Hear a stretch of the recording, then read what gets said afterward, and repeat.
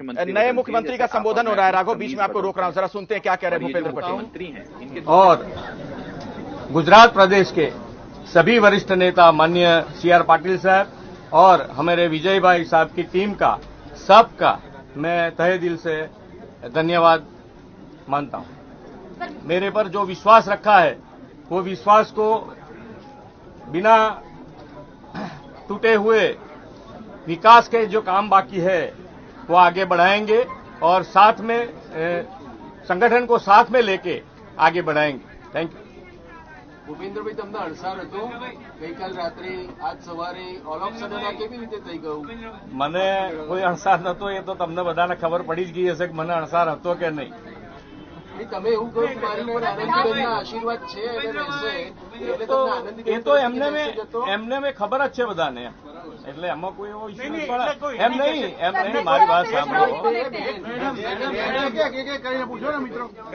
ગઈકાલે કે સવારે તમને કોઈ ઇન્ડિકેશન આવ્યું હતું? પાર્ટીની એ પદ્ધતિ જ નથી, એટલે પાર્ટી જ્યારે કહે ત્યારે જ ખબર પડે, કોઈને બી ખબર ત્યારે જ પડતી હોય। विधानसभा चुनाव है, अगले साल विधानसभा चुनाव है, इस चुनौती को किस तरीके से देखते हैं और क्या आपके ही नेतृत्व में अब यहाँ पर आगे चुनाव में बीजेपी जाएगी?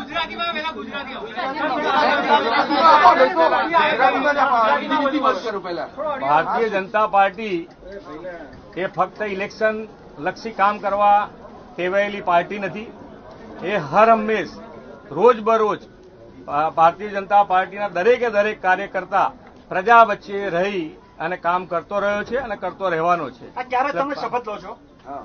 શપથ ક્યારે લો છો? આવતીકાલે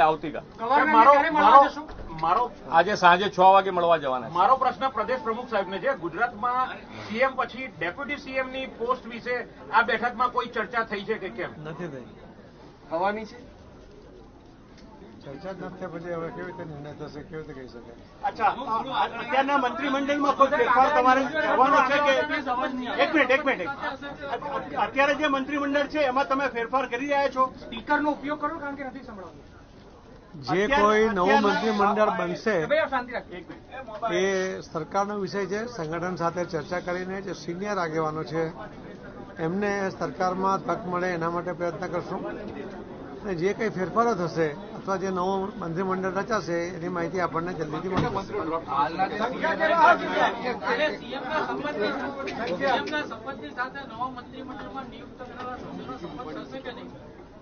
સમજાયું ને તમારો સવાલ?